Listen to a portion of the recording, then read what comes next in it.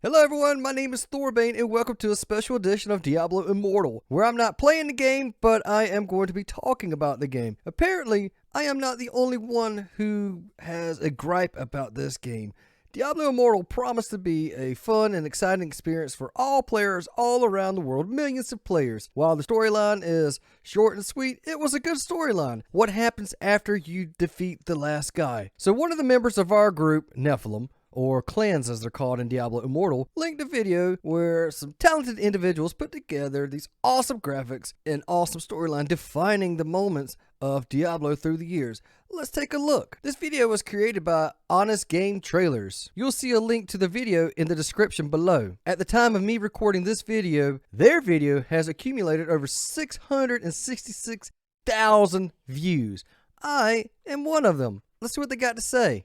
After creating a gaming experience that defined an entire genre and carefully preserved its reputation by only releasing a sequel once a decade, discover what happens when Blizzard sheds every designer that matters and finally falls prey to the eventuality all video game IPs will face.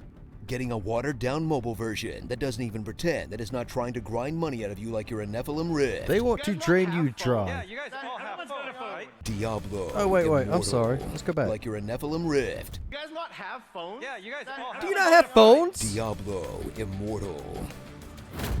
Welcome to the future that this random guy in a red shirt warned us about. Is this an out-of-season April Fool's joke? Where He tried to phones warn are us. now powerful enough to run an experience that kind of looks like Diablo 3, but they still haven't figured out the part where it Major sucks Diablo ass to 3 play, elements in this game. as the sliver of skill and concentration that the PC franchise required is tossed aside for sliding your greasy thumbs all over a tiny screen, auto-running to the next objective thumbs while don't you go fall over a asleep on screen. the bus, I use a and loosely mouse slapping and your keyboard abilities or a around controller. at anything Thank that you. moves, in an experience that reviewers will call the best ARPG you can play on a phone, ignoring the fact that the rest of them feel about as fun as giving your grandparents an oil massage. Not that playing it on the Ew. PC is that much better, unless you're a fan of playing the cookie clicker version of Diablo.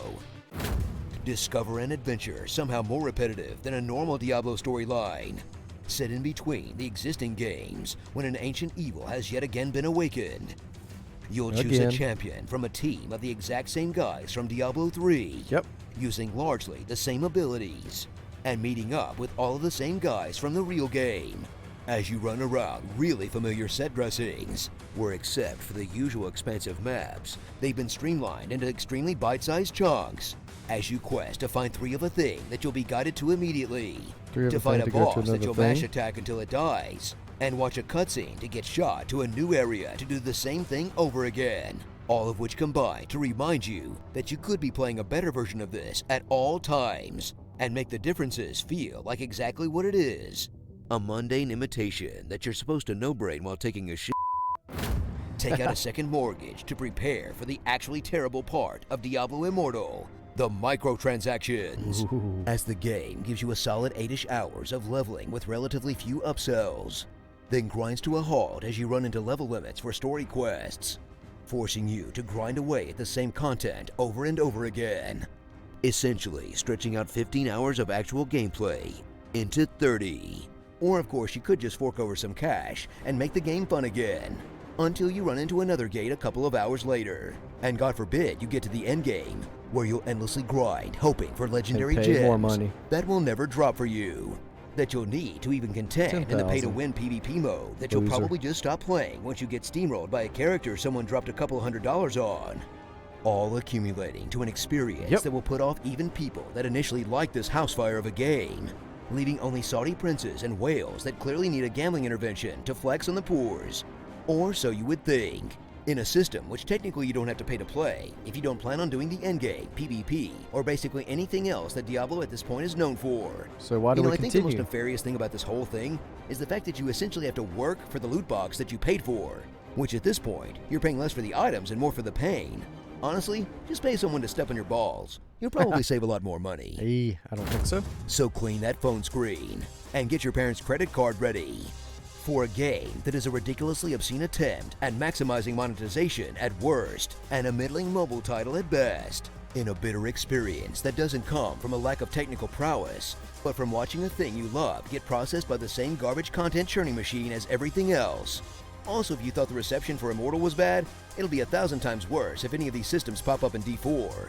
Unless they had enrolling for anime Swear girls to or all topless that's men, holy. then it's totally justified. Better not be anything Starring like this in Diablo 4. Sigma Grindset, Snooze Satyr, Renfair Raver, Kung Fu Hustler, Leaderboard Hunter, and Actual Cancer. Diablo Shadow Legends.